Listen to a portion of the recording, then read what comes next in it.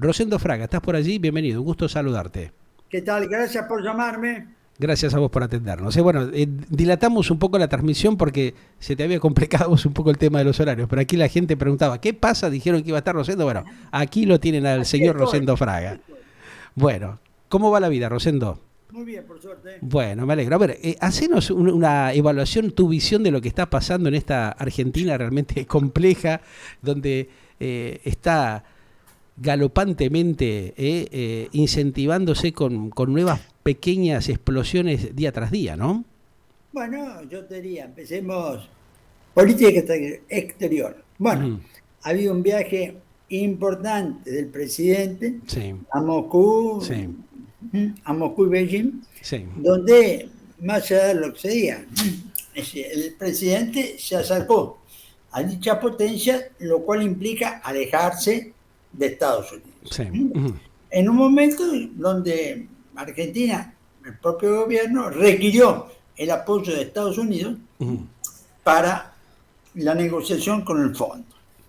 Yo creo que esto lo que hay un giro en la política exterior argentina, ya que venía tratando de ubicarse en el medio, un cierto equilibrio, y ahora ese equilibrio se ha roto, ¿no es cierto? En un momento internacional muy complejo por la crisis en torno a Ucrania, Sí, que es la crisis político-estratégica y militar más grave desde la disolución de la Unión Soviética en el 91.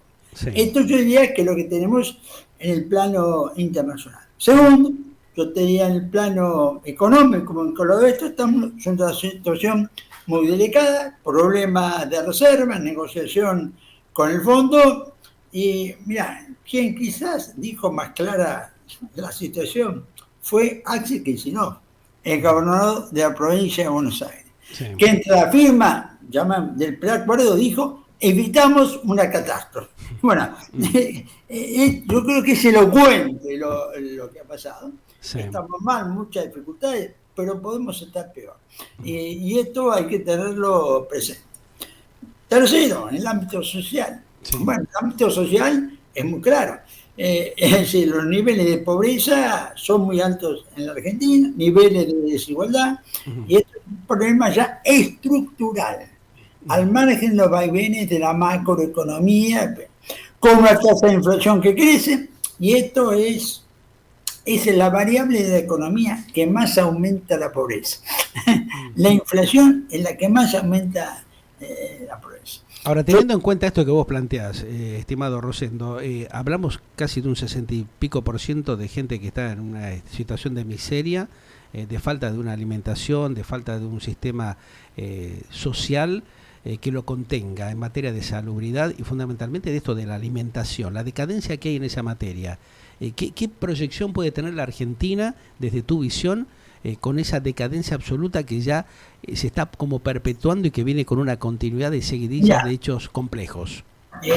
hay problemas que son difíciles de Ujú. arreglar. Ajá, Pero la Argentina sí, es el mayor exportador de alimentos del por eso, mundo por eso. per cápita. No es Ajá, decir, per cápita. ajá, Brasil exporta más que Argentina. Pero, de acuerdo a su precio, mayor exportador de alimentos per per cápita. cápita. Ujú. ¿Y cómo se Ahora, entiende esto, esta pobreza que bueno, tenemos? bueno, sí, yo te digo, no sé, hay problemas, son más complejos, pues de la alimentación. Sí. Argentina tiene sobrada capacidad para hacerlo. Yo Mm, creo que lo que refleja el problema alimentario, que la Argentina tiene un porcentaje de su población con insuficiencia alimentaria, es la fenomenal incapacidad de gestión que tenemos en Argentina. ajá. Esto no es a propósito, es incapacidad. Incapacidad, inoperancia, digamos, ¿no? Claro, y vos sabés que Mm, ese es el tema más relevante para generar la reflexión mm. sobre esto. Ahora, los argentinos se acostumbraron a eso, se autotorturan porque es como una autotortura que siempre vuelven a elegir a los mismos funcionarios, a los mismos dirigentes. Vos sos un hombre que tenés larga experiencia, sos un profesional de gran trayectoria en analizar estas cosas. Y a ver, ¿cómo hacemos para entender esta debacle permanente, esta falta de raciocinio que tiene la sociedad argentina de volver siempre a habilitar a los mismos funcionarios corruptos, estafadores, engañadores, chorros? ¿Qué es lo que está pasando en la sociedad argentina? Mira, la causa del porqué de la decadencia argentina, porque este es un proceso largo, uno puede ser 50 años, 60 años, 70 años, cuando quiere hacer el corte. Es un proceso de décadas que se ha agudizado, acelerado en los últimos años, ¿no es cierto? Sí. Agudizado, acelerado en los últimos años. Donde yo te diría, ¿no es cierto?, 40 años atrás, la Argentina tenía 14% de pobreza. Hoy tiene 40 en el promedio, 60 en los menores. Sí, una locura, una vergüenza. O sea que ha multiplicado la pobreza por 2,5. Ya se aumentó el gasto público. El gasto público era el 20% del PBI. Hoy es el 40% del PBI. Es decir, uno puede transitoriamente bajar la rentabilidad para mejorar el equilibrio social, o viceversa, en un determinado momento priorizar la economía a costa de lo social. Sí. Son opciones. Pero nosotros hicimos las dos cosas al mismo tiempo. Es decir, si hubiéramos subido el gasto, subiendo el gasto del 20 al 40, ¿cómo se hizo para que suba también la pobreza? Este es el punto. Ahora, este proceso es inentendible, estimado Rosendo, porque de alguna manera tuvieron todos los elementos y las herramientas para que eso no acontezca. Hay como una perversidad, hay inmoralidad de esta dirigencia que fracasa no por error de no darse cuenta, sino como que hay intencionalidad de producir esta mayor pobreza cuando ellos se enriquecen, porque vemos a los políticos, a los principales dirigentes que no pueden justificar esa tremenda riqueza vergonzosa que tienen, ¿no? Que inclusive algunos la demuestran descaradamente como si fuera una viveza criolla y que realmente no tienen un límite, no tienen un sentido de patriotismo, de ética, de responsabilidad social con sus compatriotas, ¿no? Te diría que sí, te diría que, ¿no es cierto?, tenés razón. El problema es que en democracia la única forma de cambiar es el voto. Sí, pero ¿qué dirigencia estamos teniendo para que pueda producir ese cambio? Voto, ¿no es cierto? Es el voto, es la única forma de cambiar en ese, en ese sistema. Mientras el ciudadano no utilice el voto como un premio o castigo para el que gobierna, que el que gobierna sepa que, bueno, esto no funciona, que no funciona globalmente en este sentido. Cuando los ciudadanos, los dirigentes ven que pueden ganar igual, ¿para qué van a corregir? ¿Porque es su deber? Sí, porque es su deber, pero en la realidad esto no funciona así. Es decir, el problema es un poco un círculo vicioso, porque cuanto más pobreza hay, menos independiente es el voto. Claro. El voto por necesidad. Queda todo condicionado, ¿no? Evidentemente, a la manipulación política. Vos tenés una trama entre desigualdad social, pobreza, por un lado, estancamiento y retroceso económico, por el otro lado. Una clase, bueno, no, el término clase no creo que sea, y una política, ¿no es cierto?, ensimismada, pensando con prioridad en sus intereses particulares, no los generales. Bueno, esto va a ser muy difícil salir, ¿no es cierto? Lo cual no quiere decir que sea imposible. Claro, ahora esto es una particularidad de la Argentina porque tenemos otros países que de alguna manera la población, el soberano reacciona despierta y va produciendo cambios, exigiéndole que no embarren la cancha para el que viene, ¿no?, para los sucesores. En la Argentina eso no se da, todo lo contrario. Cuando saben que van perdiendo, hacen todo lo posible para dejar el camino que sigue bien contaminado para que explote y siempre vuelve el mismo proceso, ¿no? Se recicla la misma barbaridad. ¿Por qué acontece eso en la Argentina? ¿Vos tenés idea o podés dar un análisis, una reflexión de por qué esta cuestión de siempre volver a cometer los mismos errores? Porque lo vemos que Uruguay no lo hace. Chile mismo no lo hace de alguna manera, a pesar de los serios conflictos que tiene. Vemos lo que está pasando en Perú, vemos lo que acontece en Brasil o en México, teniendo también una problemática del narcotráfico creciente que está estallada, pero sin embargo, viste, hay concientización. ¿Qué pasa en la población o en la dirigencia argentina? Que eso no produce un cambio adecuado para normalizar la situación. No hay una hipótesis concluyente. Ajá. Hay muchos libros escritos sobre el porqué del retroceso argentino.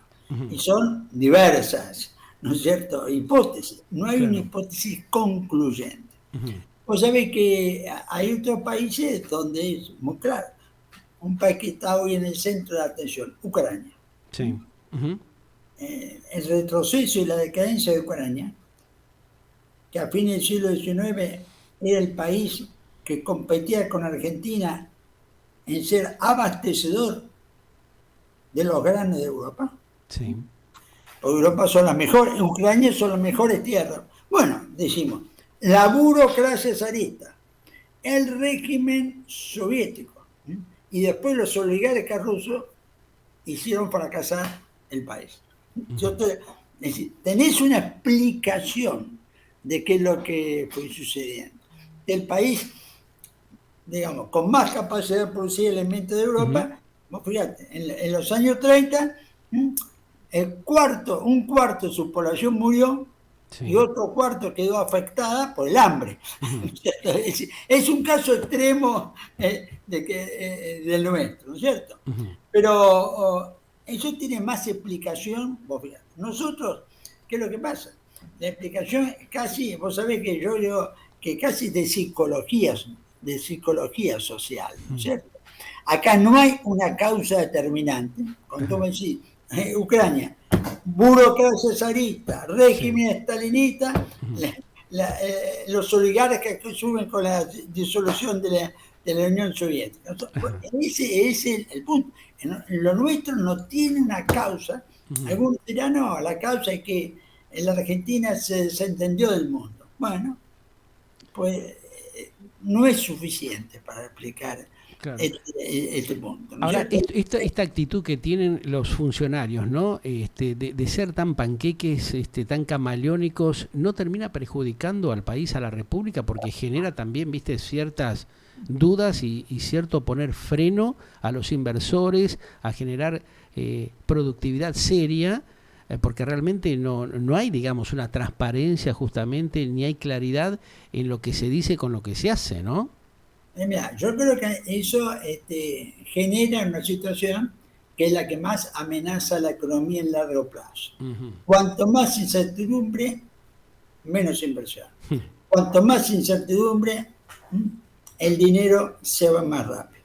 Mira, ejemplo de lo que te sucede, Ucrania, vuelvo porque es un país que está en el centro. Sí, de la atención del mundo en este momento. Del 1 de diciembre para acá, se han ido de Ucrania 12.300 millones de dólares. ¿Por qué? Por el peligro de guerra. El peligro de guerra crea una fuerte incertidumbre. En incertidumbre tenés el efecto económico. Comparándolo con la Argentina, ¿puede ser de que haya un sistema que haya sido generado con doble intencionalidad, como para generar justamente la huida de esos capitales genuinos que pueden estar ahí rondando, viendo si pueden avanzar o no, y después ver si en ese decaimiento, ¿no es cierto?, en esa caída económica del país, poder hacer mejores negocios? Mira, yo creo que no, creo que es un problema. Y acá, porque cuidado, en la Argentina no es la única parte del mundo donde se crean, ¿no es cierto?, se cometen errores. Sí. Vos fíjate, el día de ayer, Biden diciendo es inminente la invasión a Ucrania. Sí. Es probable que tenga lugar en febrero. La invasión puede ser durante los Juegos Olímpicos de Beijing. Generan miedo, generan pánico, ¿no? Zelensky, el presidente de Ucrania, no. Claro. La guerra no es inexorable. No. Puede no haber guerra. Es decir, Biden, yo creo que quiere apoyar ¿no es cierto?, a Ucrania genuinamente, pero sus acciones terminan produciendo lo contrario. Claro. Nadie está pensando en la crisis económica que se está incubando en Ucrania con motivo de la tensión militar en el campo. Claro. Hoy lo hablábamos a la mañana con Manuel Castro, también analista internacional, quien de paso me dijo mandarle saludos a Rosendo, porque te tiene una gran estima, y planteamos eso que vos decís justamente. Vos fijate que de dos visiones distintas, la de Manuel y la tuya en este caso, que coinciden realmente con esta triste realidad que se vive, ¿no?, a nivel internacional, también específicamente con Ucrania, que de alguna manera está siendo fogoneada también por determinados intereses, ¿no? Te doy una. Ucrania es una víctima. Yo lo doy como un título, ¿viste?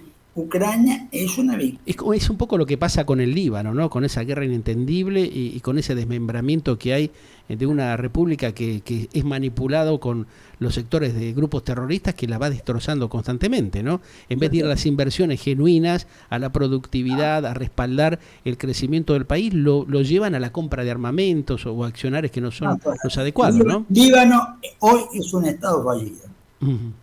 19, 20, 21, 3 años, el PIB cayó 54%. Tremendo. Y la pobreza está en el 70%. Líbano es un estado fallido que, vamos, un término que se usa en ciencia política para denominar, es un estado que se está desapareciendo el Estado. Eso es el Líbano. ¿Por qué? Porque el equilibrio político interno se rompió. Ellos tenían un sistema político que tenía un acuerdo de gobernabilidad. Sí. Un acuerdo de gobernabilidad. Presidente, ¿no es cierto?, primer ministro y jefe del Parlamento era presidente cristiano, siempre. Primer ministro era musulmán sunita y en realidad el presidente del Parlamento era musulmán chiita. Estoy simplificando. Correcto. Ese equilibrio que le permitió a Líbano superar la guerra civil del pasado, superar que fue en los 80, no tanto tiempo, ¿no es cierto? Bueno, hoy se cayó. Y al caerse el equilibrio político, se dio el desastre económico y social. A ver, Rosendo, ¿me podés explicar vos, que sos un hombre que tenés olfato, que ya tenés conocimiento de estos temas que pasan habitualmente en el planeta, cómo queda parada la Argentina luego de esta definición que produce Alberto Ángel Fernández, el mandatario del país, en el acercamiento o en el supuesto reconocimiento de China, más que nada, lo que pasa con Japón y del eje justamente de los Estados Unidos, donde hay en este momento una pequeña tensión, por más que no lo quieran decir, hay un descontento de Joe Biden justamente, y hay que ver cómo baja línea el Fondo Monetario Internacional en las próximas horas, a ver si eso puede generar una mayor tensión, un mayor desconcierto del que da la Argentina. Mira, vos sabés que en este tema que vos decís, hay un termómetro que se llama riesgo político. Sí. Claro. Es un número que sale del valor de los bonos de Argentina. Los que valen determina el riesgo político. ¿Le gusta arriesgarse a Alberto Fernández y a Cristina Kirchner, tomar ese riesgo político? ¿Les gustan estas jugadas, parece, o no? Que vos firmaste el acuerdo con el fondo, sí, preacuerdo, y el riesgo político no bajó. No bajó. Sí. O sea que habían firmado, no bajó. Y no bajó porque vos necesitas resolver el tema del Parlamento. Sí. En diputados y en el Senado. Necesitas negociar el memorándum de entendimiento, que es el contenido del acuerdo, con temas como emisión, tarifa, que van a ser muy difíciles de resolver y políticamente la coalición oficialista aprobarla. Y después falta que el board, el directorio del fondo, donde Estados Unidos es el principal accionista, ratifique el acuerdo. Entonces, ¿qué es lo que dice el dinero? esperemos a ver cómo se va resolviendo todo este proceso. Todo sea por la culpa es del Bill Metal, como dicen algunos, ¿no? Todo sea por la tarasca, por el money, ¿no? Bueno, es decir, es un proceso largo, aunque ahora ese fondo dice que hay que sacarlo rápido, es un proceso largo, ¿no es cierto? Y complejo. Claro. Que ojalá salga bien, pero los antecedentes de Argentina llevan a que haya cierto escepticismo en que se logre bien.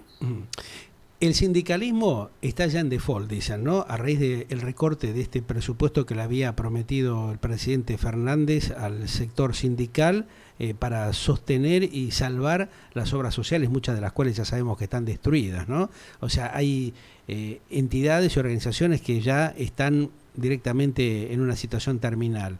¿Crees que se puede dar esa situación en la Argentina si no llega a tomar conciencia el Ejecutivo Nacional y los senadores de la República de hacer un trabajo serio en conjunto para restablecer la credibilidad con el país del norte? Mira, yo digo lo siguiente, sí. El tema de las obras sociales hoy está centrado, como vos bien sabés, en la prestación para el COVID. El tema hoy de los sindicatos es que le anunciaron que se termina el financiamiento para la prestación contra el COVID, que se había hecho cargo el Estado a través de los fondos de distribución del sistema de obra social, ¿no es cierto? Claro. Yo te voy a decir, yo creo que la CGT es un factor de poder importante que ha jugado a favor del presidente en la lucha interna del oficial. Yo tiendo a pensar que la CGT va a conseguir una prórroga del DNU, mediante otro DNU, este tema del financiamiento, ¿no es cierto?, de las obras sociales. Esto no es el problema general, es un problema puntual. Pero el problema puntual yo creo que la CGT lo resuelve. O sea, en ese sentido va a haber un poco de paños fríos como para tranquilizar al sector.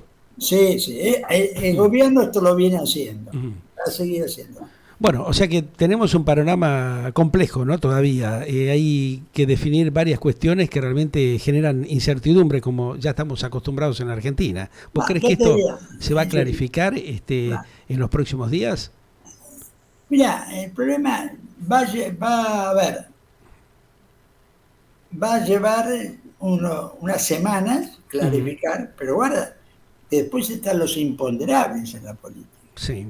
La renuncia de Máximo a la presidencia del bloque estaba prevista, se consideraba posible, se consideraba, no, fue un momento, claro. Eso fracturó un poco también la continuidad de la credibilidad del gobierno, ¿no?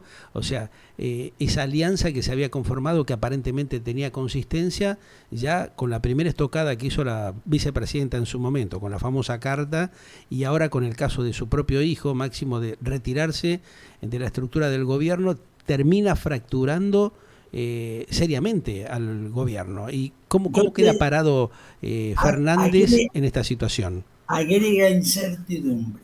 Agrega incertidumbre,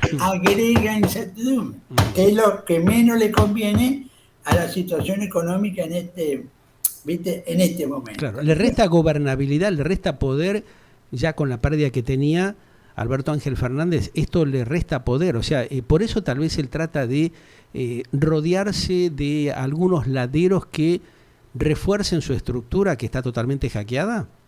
Bueno, a ver, yo creo que en este momento lo que tiene que, o lo que va a tratar, o lo que trata de evitar el presidente es que se formalice una división.